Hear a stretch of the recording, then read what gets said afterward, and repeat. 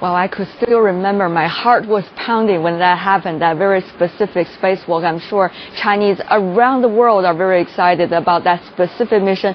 So are my panelists sitting in the studio. One of the things a lot of people have been talking about over the past few days about this mission is that the relatively really open attitude that China has been showing throughout the mission.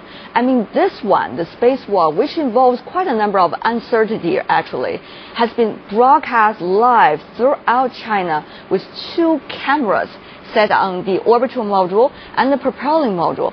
How do you see as a scientist, first of all, Professor Dong, about this open attitude?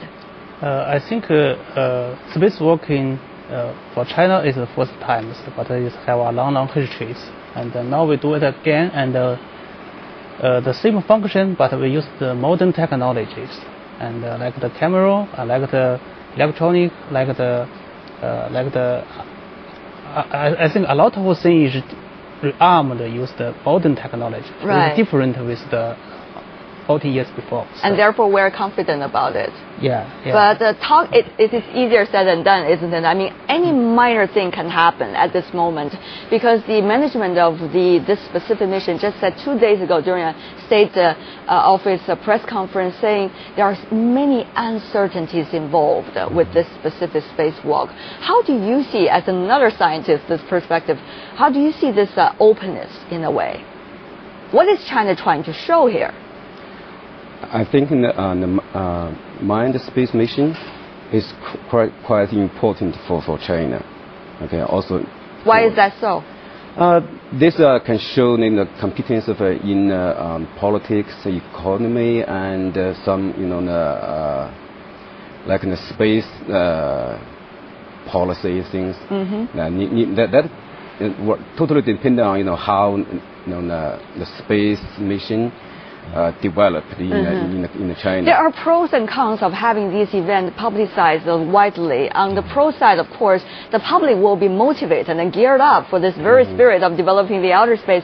But at the same time, those who consider themselves to be competitors of China might have to consider themselves worried a little bit. How do you see these pros and cons of the openness? Well, I think my impression is a very deep one. First of all, this Zhengzhou 7 and the first spacewalk happened only 5 years after the first manned space mission of China back in 2003. But the media coverage is very, very different. Remember, back in 2003, the Chinese authorities originally announced that they wanted to broadcast live the launch. However, almost towards the very last end, they changed their mind. That's true. They pre-recorded it, and when everything was safe, they broadcasted it, the pre-recorded version, mainly for fear of anything going wrong. Right, and that was 2003. Which was a very legitimate reason, and that was as recently as 2003. Now, when Zhengzhou 6 was launched in 2005, there was no journalists or foreign journalists invited to the launch site. Everything was also held very, very tightly. But it was live broadcast also. I remember sitting in the studio for long hours witnessing those wonderful moments. Yeah, but for Zhengzhou 7, as well as for the spacewalk, it's such a big contrast because we had the live coverage 24 hours a day on many channels on CCTV, and also the foreign reporters were invited to the launch site. And 11 of them. 11 of them. And the spacewalk itself, both inside the orbital capsule, in the returning re-entry capsule, etc., were broadcasted live as it happened. And the whole story was unfolding in front of the whole world as it happened. And you can see what they're eating, how they're having a sleep, what kind of orders they're reading from the work journal, everything. So my interpretation is, first of all, China is much more confident about the success of the mission. And also, secondly, China is much more transparent in media coverage. I think all this is a big step for China in the right direction.